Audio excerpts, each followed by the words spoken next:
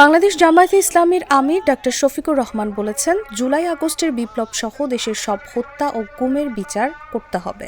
খুব দ্রুত এই দেশে তাদের বিচার নিশ্চিত করতে হবে। প্রয়োজনে নির্বাচন আরও পরে দেওয়া হোক। শনিবার দুপুরে সুনামগঞ্জ পৌর শহরের সরকারি জুবিলি উচ্চ বিদ্যালয় মাঠে জামায়াতের কর্মী সম্মেলনে প্রধান অতিথির বক্তব্যে তিনি এসব কথা বলেন। তিনি নিজ দলের নেতাকর্মী সম্পর্কে বলেন, আমাদের নেতাকর্মীরা ৫ আগস্টের পর কোনো জালমহাল, বালুমহাল দখল সহ দেশের কোথাও চাঁদাবাজি করেনি, মামলা বাণিজ্য করেনি।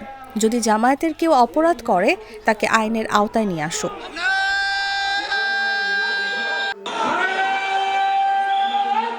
তিনি বলেন, বিগত আওয়ামী লীগ সরকার জামায়াত ইসলামের নিবন্ধন বাতিল করেছে, জামায়াত ইসলাম দল নিষিদ্ধ ঘোষণা করেছে।